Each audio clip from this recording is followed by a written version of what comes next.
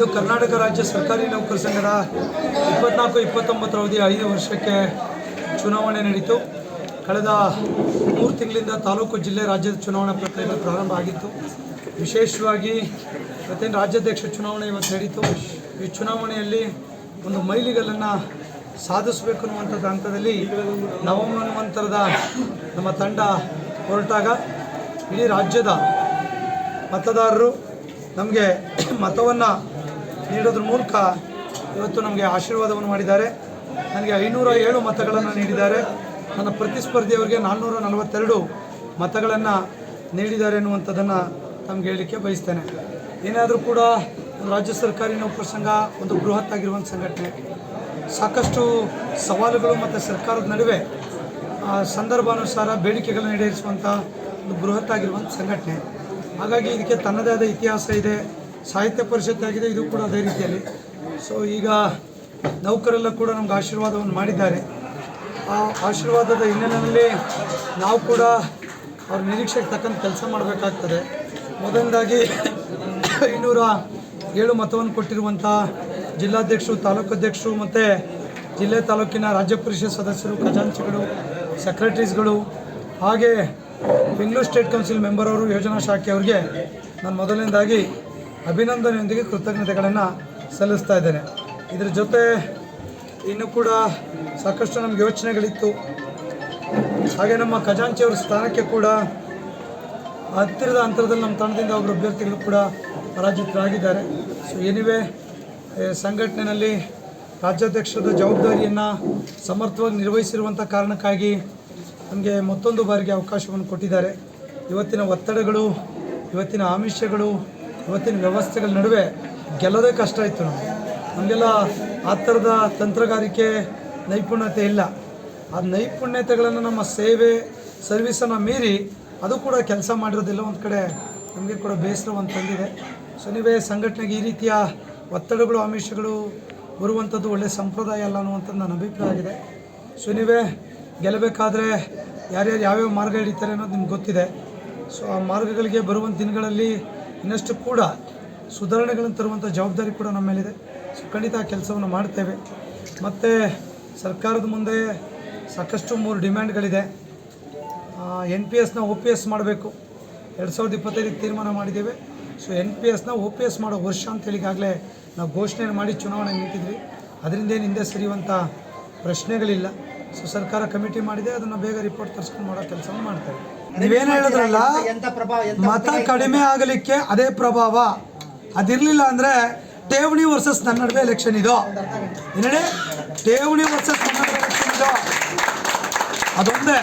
ನೀವು ಅದನ್ನು ಬಿಚ್ಚೇಳಕ್ಕೆ ಹೋದರೆ ವಿತ್ ಎವಿಡೆನ್ಸ್ ಡಾಕ್ಯುಮೆಂಟ್ ಇದೆ, ಸಾಕು. ನಮ್ಮ ಸಂಘವನ್ನು ನಾನು ರಸ್ತೆಗಿಳಿಯೋಕೆ ನಾನು ರೆಡಿ ಇಲ್ಲ. ನಾನು ಇದನ್ನು ಯಾವತ್ತೂ ಹೇಳ್ಬೋದಿತ್ತು. ಅದು ಹೇಳಿ ಏನು ಪ್ರಯೋಜನ? ಶುದ್ಧಿ ಮಾಡಬೇಕಂದ್ರೆ ಅಲ್ಲ, ಶುದ್ಧಿ ಶುದ್ಧಿ ಇದನ್ನ ಅಶುದ್ಧಿ ಮಾಡಿದ್ದಾರೆ, ಮತ್ತೆ ಶುದ್ಧಿ ಮಾಡಕ್ಕೆ ನಾನು ಕೂರಿಸಿದ್ದಾರೆ. ಮತ್ತೆ ಆರೋಪ ಮಾಡಿದ್ರು ಕೃಷ್ಣೇಗೌಡರು, ಕೃಷ್ಣಮೂರ್ತಿನ ಕೃಷ್ಣೇಗೌಡರು ಮಾಡೋದು ತಾನೆ. ಫ್ರಾಕ್ಸಿ ಓಟ್ಗಳನ್ನು ಯಾರ್ಯಾರು ಹಾಕಿದ್ದಾರೆ ಅಂತ ಬೇಕಾದ್ರೆ ತೋರಿಸ್ಲಾ? ನಂಬರ್ ಸಿಂಬಲ್ ಕೊಟ್ಟು ಓಟ್ ಹಾಕ್ಸಿದ್ದಾರೆ ಈ ಸಲ. ಜಿಲ್ಲೆ ವೈಸು ಸಿಂಬಲ್ ಕೊಟ್ಟು ಓಟ್ ಹಾಕಿರೋ ಡಾಕ್ಯುಮೆಂಟ್ ಇದೆ, ನಾನು ನೋಡಿದ್ದೀನಿ. ನಾನು ಚರ್ಚೆ ಮಾಡೋಕೆ ಹೋಗಲ್ಲ. ಫ್ರಾಕ್ಸಿ ಓಟ್ಗಳನ್ನು ಹೆಂಗೆ ಹಾಕಕ್ಕೆ ಬರ್ತದೆ? ಅವರೇ ಏಜೆಂಟ್ ಕೂತಿಯಾರ, ಅವರೇ ಓದ್ತಾರೆ, ಕಂಪ್ಲೇಂಟ್ ಕೊಡಬೇಕಾಗಿತ್ತಲ್ಲ. ಸೋತಿದ್ದೀವಿ ಅಂತ ನಾನು ಈಗ ಆರೋಪ ಮಾಡೋಕ್ಕೆ ಹೋದರೆ ತುಂಬ ಬಿಚ್ಚೇಳಬೇಕಾಗ್ತದೆ. ನಮ್ಮ ಬಿಚ್ಚೇಳೋ ಅವಶ್ಯಕತೆ ಇಲ್ಲ. ಯಾರು ಮತ ಮಾಡಿದ್ದಾರೆ ಅವ್ರಿಗೆಲ್ಲ ಗೊತ್ತಿದೆ. ಇಡೀ ರಾಜ್ಯದ ನೌಕರಿಗೆ ಗೊತ್ತಿದೆ. ವ್ಯವಸ್ಥೆ ಪೊಲ್ಯೂಟ್ ಆಗ್ಲಿಕ್ಕೆ ಹೊರಟಿತ್ತು. ಏನೋ ನಮ್ಮನ್ನ ಅವಕಾಶ ಕೊಟ್ಟಿದ್ದು ಒಂದಿಷ್ಟು ಪೊಲ್ಯೂಟ್ ಆಗೋದು ಉಳಿಸಿದೀವಿ ಅಷ್ಟೇ. ಫ್ರಾಕ್ಸಿ ಓಟ್ ಹೆಂಗೆ ಹಾಕಕ್ಕೆ ಬರ್ತದೆ ಕೂಡ ಕೇಳ್ರಿ. Election commission complaint. ನಾನು ಮಾತಾಡೋಕೆ ನಿಂತ್ಕೊಂಡ್ರೆ ತುಂಬ ವಿಚಾರ ಇದೆ, ಚರ್ಚೆ ಬೇಡ. ಅವ್ರು ಡೆಮೋಕ್ರಸಿ ನಮ್ಗೆ ಓಟ್ ಹಾಕಿದ್ದಾರೆ, ಸ್ವಾಗತಿಸೋಣ. 10 ಮೇಲೆ ಓಟ್ ಹಾಕಿದ್ರು ನಮಗೆ, ಅವ್ರಿಗೆ. ಸೊ ಅವ್ರಿಗೂ 10 ಹಾಕಿದ್ರು, ನನಗೂ 10 ಹಾಕಿ 2 ಓಟ್ ಹಾಕಿದ್ದಾರೆ. 2 ಓಟ್ ಖಾಲಿ ಹಾಕಿದ್ದಾರೆ. ಅದು ಫ್ರಾಕ್ಸಿನ? ಅದು ಫ್ರಾಕ್ಸಿ ಆಗಲ್ಲ. ಫ್ರಾಕ್ಸಿ ಅಂದ್ರೇನು? ಅಲ್ಲಿ ಪಾಪ ಅವ್ರಿಗೆ ಗೊತ್ತಿರಲ್ಲ. ನೀವು ಸ್ವಲ್ಪ ಕೇಳಬೇಕು. ನನ್ನ ಓಟನ್ನು ನೀವು ಹಾಕಿದ್ರೆ ಅದು ಫ್ರಾಕ್ಸಿ. ಒಂದೇ ಒಂದು ಫ್ರಾಕ್ಸಿ ಆಗಿಲ್ಲ, ಖಜಾಂಚಿದು ಆಗಿಲ್ಲ, ಅಧ್ಯಕ್ಷದು ಆಗಿಲ್ಲ. ಇಡೀ ರಾಜ್ಯದಲ್ಲಿ ತಾಲೂಕು ಜಿಲ್ಲೆ ಚುನಾವಣೆ ಇತ್ತು, ಒಂದು ಫ್ರಾಕ್ಸಿ ಓಟ್ ಆಗಿಲ್ಲ. ಆಗಕ್ಕೆ ಬರಲ್ಲ. ಹೆಂಗಾಗುತ್ತೆ? ID card, police security, identity card, certificate ಇಟ್ಕೊಂಡು ಎಲೆಕ್ಷನ್ ಮಾಡಿರೋದು. ಫ್ರಾಕ್ಸಿ ಹೆಂಗಾಗುತ್ತೆ? ಒಂದು ಫ್ರಾಕ್ಸಿ ಓಟ್ ಬಿದ್ದರೆ ನಾನು ಬೆಳಗ್ಗೆ ರಾಜೀನಾಮೆ ಕೊಡ್ತೀನಿ. ಸವಾಲಾಗ್ತೀರಾ? ಸುಮ್ಮನೆ ಬಾಯಿ ಬರುತ್ತೆ ಅಂತ ಮಾತಾಡಬಾರ್ದು. ಈಗ ನಾನು ಅವ್ರ ಬಗ್ಗೆ ಹೇಳೋಕೆ ಹೋದರೆ ಸುಮ್ಮನೆ ಜಸ್ಟ್ ಸ್ಯಾಂಪಲ್ ಹೇಳಿದೆ ಅಷ್ಟೇ. ಮತ್ತು ಬಿಟ್ಟು ಹೇಳಕ್ಕೆ ಹೋದ್ರೆ ಇನ್ನೂ ಏನೇನೋ ಆಗ್ತದೆ. ಸೋತಿದ್ದೀವಲ್ಲ, ನಾನು ಹೇಳಿದೆ ನನಗೆ ಖುಷಿ ಇಲ್ಲ ಅಂತಲೇ ಹೇಳಿದೆ. 60 ಓಟ್ ತಗೊಂಡು ಗೆಲ್ಲ ಖುಷಿನ ಇದು? ನಾನು ಮಾಡಿರೋ ಕೆಲಸಕ್ಕೆ 300-400 ಓಟಲ್ಲಿ ಲೀಡಲ್ಲಿ ಗೆಲ್ಲಬೇಕಿದು. ನಾನದೇ ಆಮಿಷ ಒತ್ತಡಗಳಷ್ಟೇ. ಅದನ್ನು ಬಿಟ್ಟು ಇವತ್ತು ಎಲೆಕ್ಷನ್ ನಾಳೆ ಮಾಡ್ತೀನಿ ಹೇಳ್ರಿ, ಬಂದು ಹಂಗೆ ಜನ ಓಟ್ ಹಾಕ್ಲಿ, ಅದು ಕತೆ ಬೇರೆ ಇರ್ತದೆ, ಠೇವಣಿ ಸಿಗಲ್ಲ. ಸೊ ನಾನು ಅದನ್ನು ಹೇಳೋಕ್ಕೆ ಹೋಗಲ್ಲ. ಚೆನ್ನಾಗಿ ಕೊಟ್ಟಿದ್ದಾರೆ, ಒತ್ತಡನೋ ಆಮಿಷನೇ ಏನೋ ಆಗಿರೋದು ಬೇಡ, ಚರ್ಚೆ ಅದು. ನಾನು ಅದನ್ನು ಹೇಳೋದು. ಅವ್ರಿಗೆ ಪಾಪ ಫ್ರಾಕ್ಸಿ ಅಂದ್ರೇನು, ಇನ್ವ್ಯಾಲಿಡ್ ಅಂದ್ರೇನು, ಪಾಪ ಅದು ನೀವು ಸ್ವಲ್ಪ ಕೇಳಿ ಹೇಳಬೇಕಷ್ಟೆ. ಸೊ 19ರಲ್ಲಿ ಕೂತ್ಕೊಂಡು 24ರವರೆಗೆ ಶುದ್ಧಿ ಮಾಡಿದ್ವಿ, ಮತ್ತು ಅಶುದ್ಧಿ ಮಾಡೋಕ್ಕೆ ಚುನಾವಣೆ ಪೂರ್ವ ಮಾಡಿದ್ರು, ಮತ್ತೆ ಅದನ್ನು ಶುದ್ಧಿ ಮಾಡಿಂದ ಮತ್ತೆ ನಾನು ಕೂರಿಸಿದ್ದಾರೆ. ಹೆಲ್ತ್ ಸ್ಕೀಮು ಅದು ಕೂಡ ಹತ್ರ ಬಂದಿದೆ, ಜನವರಿಗೆ ಲಾಂಚ್ ಮಾಡ್ತೇವೆ ಅಂತಿದ್ರೆ ಮುಂದಿನ ತಿಂಗಳಿಂದ ಅದ್ರ ಬಗ್ಗೆ ಕೂಡ ನಾವು ಪ್ರಯತ್ನವನ್ನು ಮಾಡ್ತೇವೆ. ಹಾಗೆಯೇ ಕೇಂದ್ರ ಮಾದರಿಯ ವೇತನದ ಬಗ್ಗೆ ಕೂಡ ನಾವು ಹೇಳಿದ್ವಿ 26ಕ್ಕೆ ಆದಮೇಲೆ ಅದು ಕೂಡ ಆಗಬೇಕಾಗ್ತದೆ. ಸೊ ಈಗೆಲ್ಲ ನಮ್ಮ ಮುಂದೆ ಇಷ್ಟು ಸಂಗತಿಗಳು ನಮ್ಮ ಮುಂದೆ ಇದೆ. ಸೊ ಖಂಡಿತ ನಾವೇನು ನಮ್ಮ ನೌಕರಿಗೆ ಚುನಾವಣೆ ಸಂದರ್ಭದಲ್ಲಿ ಹೇಳಿದ್ವಿ, ಅದು ಈಡೇರಿಸ್ತೇವೆ. ಅದರಿಂದ ಹಿಂದೆ ಸರಿಯುವಂಥ ಪ್ರಶ್ನೆ ಇಲ್ಲ ಅನ್ನೋದನ್ನು ಕೂಡ ನಾನು ಈ ಸಂದರ್ಭದಲ್ಲಿ ನಮ್ಗೆ ಹೇಳಿಕೆ ಬಯಸ್ತೇನೆ. ಮತದಾನವನ್ನು ಮಾಡಿರುವಂಥ ಅವ್ರಿಗೆಲ್ಲ ಅಭಿನಂದನೆ ಸಲ್ಲಿಸ್ತೇನೆ. ಹಾಗೆ ಚುನಾವಣಾಧಿಕಾರಿಗಳು ಕೂಡ ಈ ಕಾರ್ಯವನ್ನು ಅತ್ಯಂತ ಯಶಸ್ವಿಯಾಗಿ ಸಮರ್ಥವಾಗಿ ನಿರ್ವಹಿಸಿದ್ದಾರೆ. ಅವ್ರಿಗೆ ಕೂಡ ಹನುಮನರಸಯ್ಯ ಚುನಾವಣಾಧಿಕಾರಿಗಳು ಹಾಗೆ ನಮ್ಮ ಸಹಾಯಕ ಚುನಾವಣಾಧಿಕಾರಿಗಳಿಗೂ ಕೂಡ ನಾನು ಅಭಿನಂದನೆಗಳನ್ನು ಈ ಸಂದರ್ಭ ಸಲ್ಲಿಸ್ತೇನೆ. ಮತ್ತೊಮ್ಮೆ ಯಾರ್ಯಾರು ಈ ಕಾರ್ಯಕ್ಕೆ ಸಹಕಾರ ಕೊಟ್ಟಿದ್ದಾರೆ ಅವ್ರಿಗೆ ಅಭಿನಂದನೆ ಸಲ್ಲಿಸ್ತೇನೆ. ನಮಸ್ಕಾರ. ಮೊದಲನೇದಾಗಿ ನಾವು ಮಾನ್ಯ ರಾಜ್ಯಾಧ್ಯಕ್ಷರಾದಂಥ ಶ್ರೀಯುತ ಷಡಾಕ್ಷಿ ಸಾಹೇಬ್ ಅವರಿಗೆ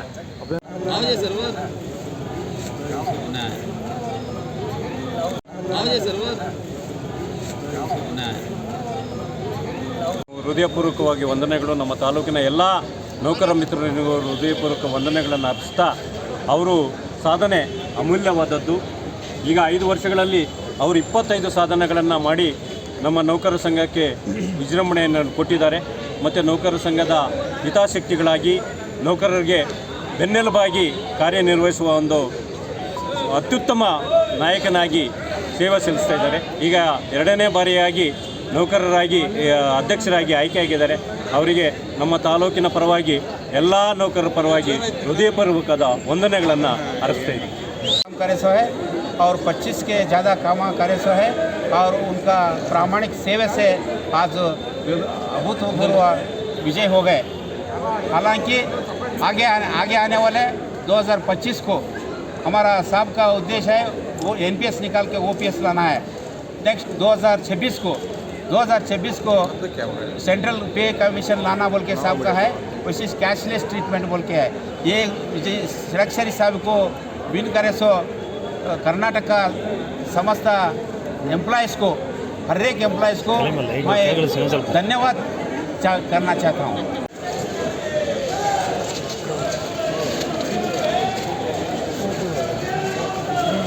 ಕರ್ನಾಟಕ ರಾಜ್ಯ ಸರ್ಕಾರಿ ನೌಕರ ಸಂಘಕ್ಕೆ 2024-29ನೇ ಸಾಲಿಗೇನು ಚುನಾವಣೆ ನಡೀತು, ಈ ಚುನಾವಣೆಯಲ್ಲಿ ನಾವು ಪ್ರಜಾಸತ್ತಾತ್ಮಕ ನೌಕರರ ವೇದಿಕೆಯಿಂದ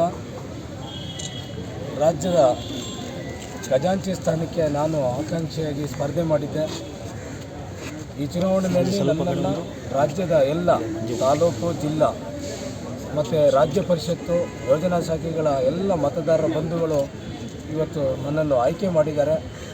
ಆ ಆಯ್ಕೆ ಮಾಡಿರೋದಕ್ಕೆ ಅವರ ನಿರೀಕ್ಷೆಯಂತೆ ಸರ್ಕಾರದ ಮಟ್ಟದಲ್ಲಿ ಅವರ ಬೇಡಿಕೆಗಳನ್ನು ಈಡೇರಿಸುವಂಥ ಕೆಲಸವನ್ನು ಪ್ರಾಮಾಣಿಕವಾಗಿ ಮಾಡ್ತೀನಿ ಅಂತೇಳಿ ಈ ಸಂದರ್ಭದಲ್ಲಿ ಹೇಳ್ತಾ, ನನ್ನನ್ನು ಗೆಲ್ಲಿಸಿದ್ದಕ್ಕಾಗಿ ನನ್ನ ಎಲ್ಲ ಸರ್ಕಾರಿ ನೌಕರರ ಪದಾಧಿಕಾರಿಗಳಿಗೆ ನಾನು ತುಂಬ ಹೃದಯದ ಅಭಿನಂದನೆಗಳು ಕೂಡ ಈ ಸಂದರ್ಭದಲ್ಲಿ ಸಲ್ಲಿಸ್ತಾ ಇದ್ದೇನೆ.